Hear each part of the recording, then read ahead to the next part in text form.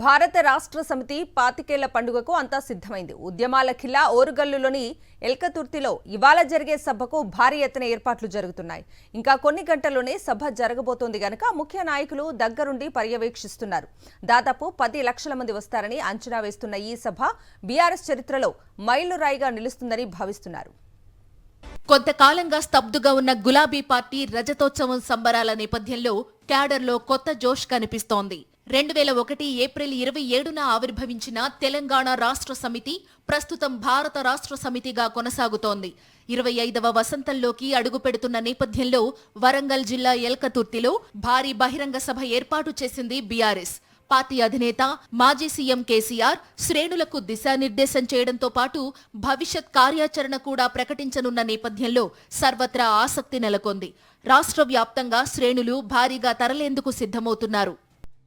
అధికారం కోల్పోయిన తరువాత కేసీఆర్ నేతృత్వంలో జరుగుతున్న తొలి భారీ సభ కావడంతో పార్టీ శ్రేణుల్లో ఉత్సాహం, ఆసక్తి ఏర్పడింది.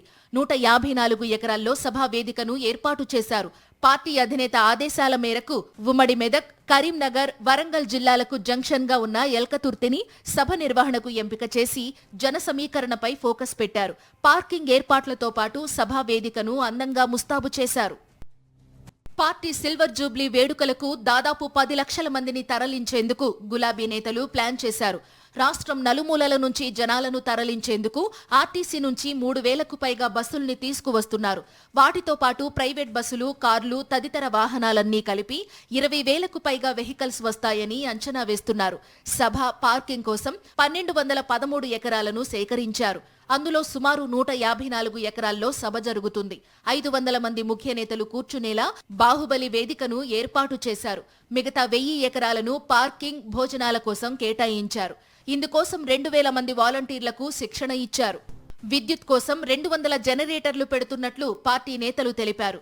విపరీతమైన ఎండల నేపథ్యంలో సభా ప్రాంగణం దగ్గర 100కు పైగా వైద్య బృందాలను ఏర్పాటు చేస్తున్నట్లు పార్టీ నేతలు చెప్పారు. ఎమర్జెన్సీ సేవల కోసం 15 అంబులెన్సులు అందుబాటులో ఉంచనున్నారు. 10 లక్షల వాటర్ బాటిల్స్, 16 లక్షల మజ్జిగ ప్యాకెట్లు ప్రజలకు అందించేందుకు సిద్ధం చేస్తున్నారు.